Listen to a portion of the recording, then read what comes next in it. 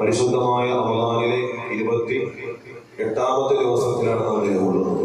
29ാമത്തെ തറാവീഹ് നമസ്കാരമാണ് നാം നിർവഹിക്കാൻ പോകുന്നത്. ഇന്നത്തോടുകൂടി ഒരുപക്ഷെ ഈ വർഷത്തിൽ നമ്മുടെ തറാവീഹ് നമുക്ക് തീരുമോ ഇല്ലയോ എന്ന് നമുക്കറിയത്തില്ല. നാളെ വൈകുന്നേരം വരെ കാണുകയാണെങ്കിൽ ഇന്ന് നമ്മുടെ അവസാനത്തെ തറാവീഹ് കൂടിയായിരിക്കും. അല്ലാഹു തആല നമുക്ക് നന്മകൾ നൽകി അനുഗ്രഹിക്കുമാറാകട്ടെ. അള്ളാഹുവിന്റെ ഹബീബായ നബി സല്ലല്ലാഹു അലൈഹി വസല്ലമ തങ്ങൾ സ്വഹാബത്തിന് പഠിപ്പിച്ചു കൊടുത്ത ഏറ്റവും പ്രാധാന്യമുള്ള 29ാമത്തെ രാവാണ്.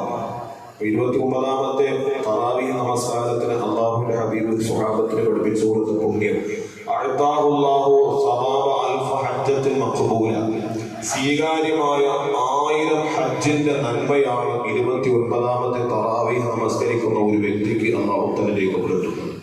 1000 ഹജ്ജ്, ഒരു ഹജ്ജ് തന്നെ നമുക്ക് ചെയ്യാൻ സാധ്യമാവുന്നില്ല.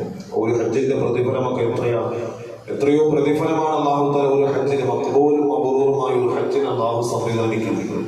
അത്തരത്തിൽ സ്വീകരിക്കപ്പെടുന്ന മഖ്ബൂലായ സ്വീകാര്യയോഗ്യമായ 1000 ഹജ്ജിന്റെ പ്രതിഫലം അല്ലാഹു സുബ്ഹാനഹു വ തആല രേഖപ്പെടുത്തുന്ന ഏറ്റവും അതുല്യമായ ഒരു നന്മയാണ് ഇന്നത്തെ തറാവീഹ് നമസ്കാരം. എന്നാൽ പിന്നെ നമുക്ക് തറാവീഹ് നമസ്കരിച്ചിട്ട് കാര്യമുള്ള ഹജ്ജിന് പോകണമല്ലോ ഉസ്താദ്, പൈസ ബാങ്കിൽ കൂടെ പോകും അല്ലേ? പിന്നെ നമുക്ക് ഹജ്ജിന് പോകണ്ടല്ലോ. ഹജ്ജ് എന്ന് പറഞ്ഞാൽ ഹജ്ജിന്റെ കർമ്മം വേറെയാണ്.